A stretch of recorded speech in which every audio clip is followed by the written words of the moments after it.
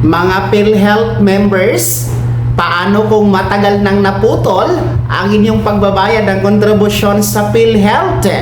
Maaari pa ba itong ipagpapatuloy? Yan ang ating pag-uusapan sa episode na ito. Hello mga ka-vlogs! Welcome sa aking YouTube channel at welcome po sa ating official Facebook page. Saan ka man nanonood? Kumusta po mga ka-vlogs? Ito para sa ating mga miyembro sa PhilHealth.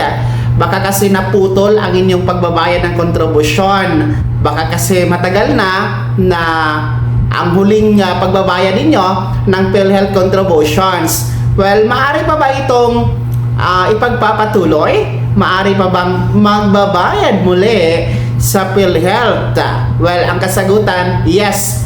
Pwede po na ipagpatuloy ang pagbabayad ng kontribusyon kahit na matagal ka na naghuhulog ng kontribusyon o matagal nang nahinto sa paghuhulog ng kontribusyon.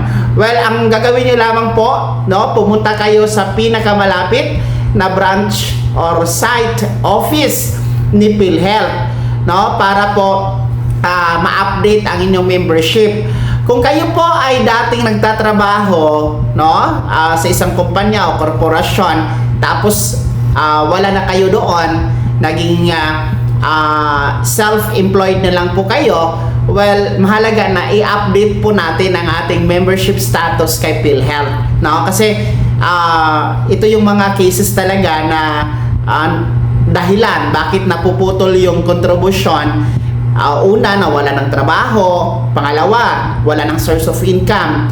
Of course, kung wala ka ng income, hindi ka na makapagbayad ng PhilHealth contributions kasi nga mas uunahin mo pa yung iyong mga pangangailangan. Well, ang gagawin nyo nga po, kung gusto nyo bumalik na magbayad, punta kayo sa PhilHealth office, tapos fill up kayo doon ng form para po i-update ang inyong membership status from employed to self-employed, or voluntary ka na.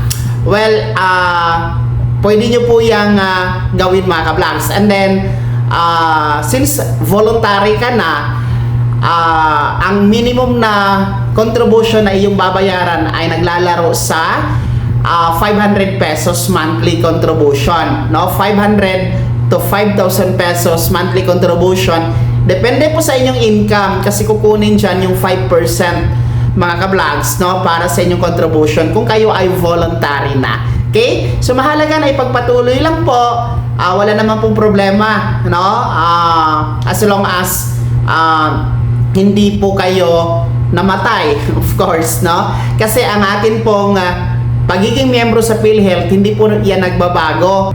Kahit na matagal tayong hindi na nakapagbayad, hindi po nagbabago at hindi nawawala ang pagiging miyembro, hindi po nagbabago at hindi po nawawala ang ating PhilHealth Identification Number or PIN mga ka-vlogs. Mananatili po yan sa system ni PhilHealth. And of course, mahalaga talaga na ipagpatuloy natin ang kontribusyon na pagbabayad nang sa ganon, in case of emergency, lalong-lalo pa sa health status, hindi natin hawak ang panahon, makaka-check up, mapapa-hospital, diba? So, kahit pa paano, malaking tulong din po ang pagiging miyembro sa PhilHealth sa pamamagitan po ng pag-avail ng mga PhilHealth benefit package mga ka-vlogs. Alam nyo, maganda ngayon ang PhilHealth kasi nga meron tayong PhilHealth Yakap program o yung Yaman sa Kalusugan program na kung saan libre po ang check-up, libre ang gamot, libre ang laboratorio, libre po ang screenings,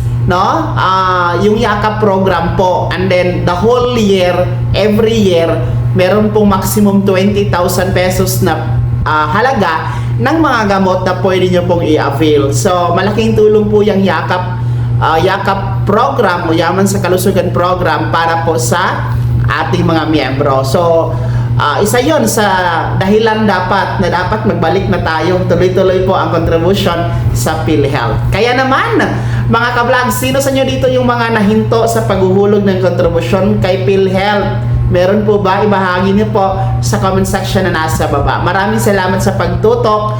God bless. Mag-ingat mga ka-vlogs.